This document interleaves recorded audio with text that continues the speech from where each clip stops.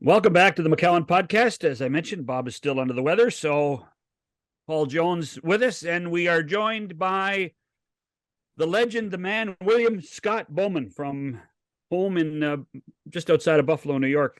Thanks for joining us, Scotty. Hi, John. Hi, How Paul. how did you enjoy the Stanley Cup Final? Oh, I don't know. I got it watching it on TV. It wasn't the same. I watched the first round against Toronto. It's a lot different, John, watching it in person. But Yeah, I didn't think that Florida. I mean, they had those tough series, and I was concerned for them that they wouldn't. They would like the layoff. I was first concerned about the layoff.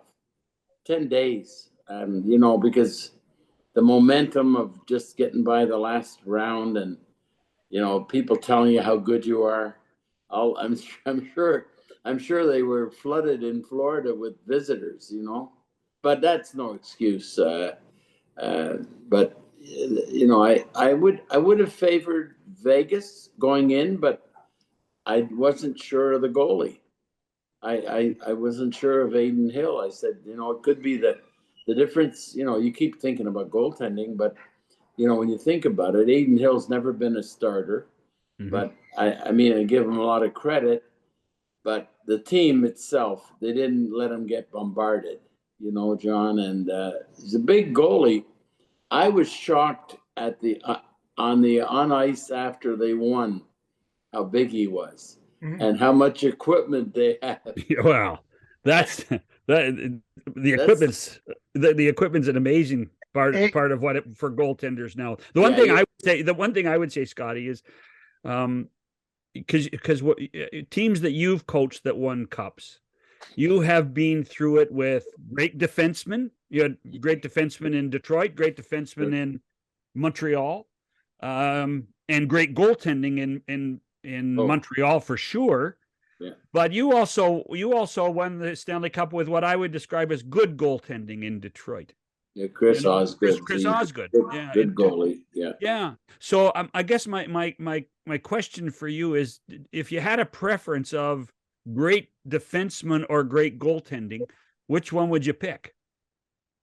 I guess it would depend on your team. I've always felt doesn't matter how great a team you have, there are some parts of a series or games that the goalie has to have a good stretch. Even if you have a great team, power plays, breakaways, timely saves.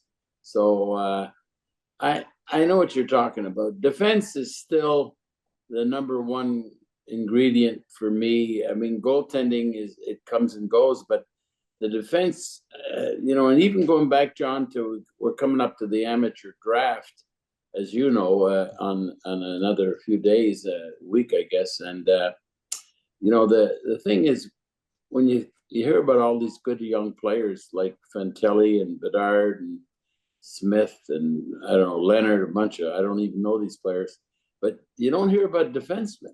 It's strange in the draft. Mm. You don't. I mean, I don't know. I don't know who the best defenseman would be. Do you, John? I mean, No, there's some Russian.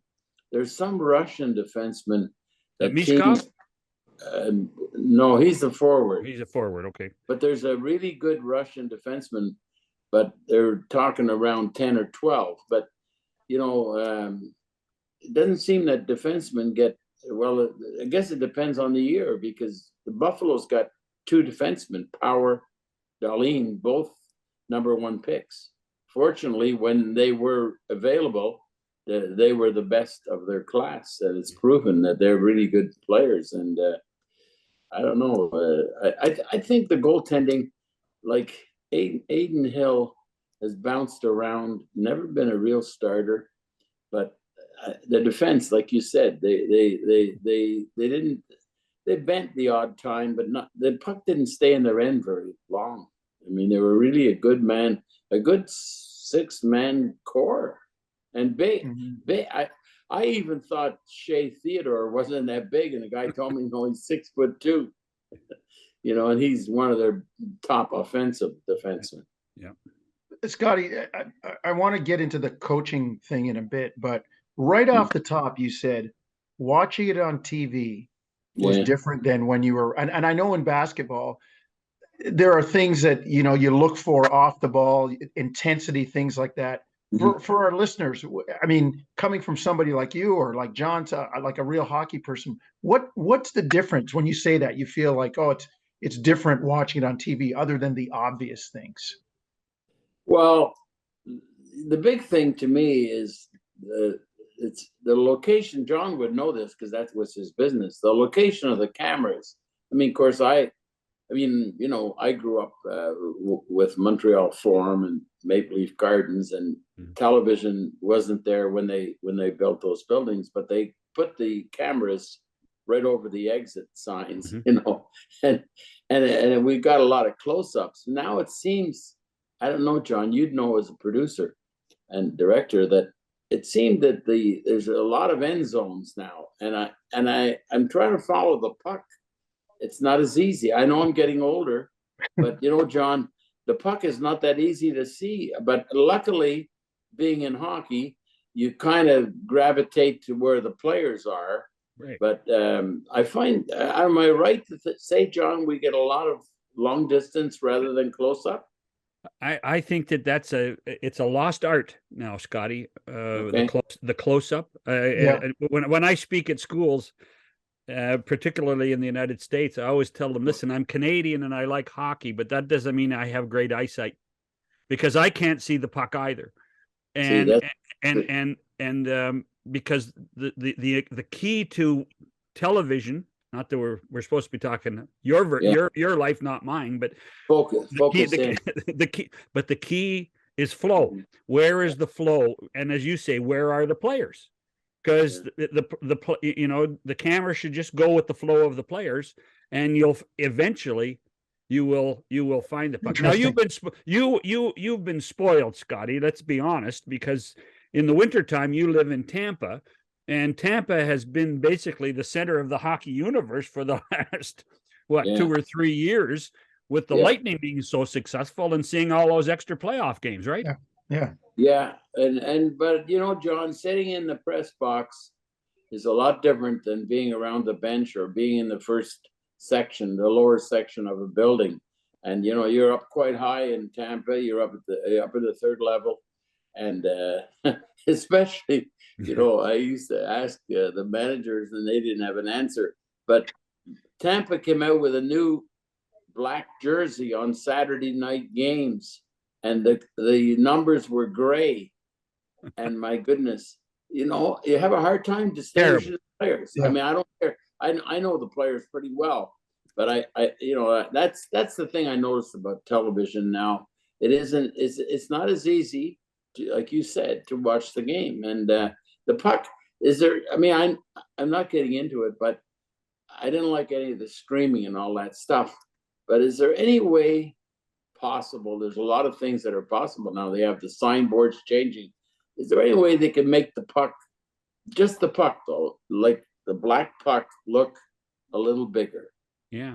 Like, would it look funny? Would it look funny on a stick if the sticks are way up? I guess it would. And well, I know, John, you remember this, Scotty. At one point, you might have still been coaching when Fox took over. They had like a neon thing on the puck, didn't they, John? Yeah, for the Americans to be able to follow it.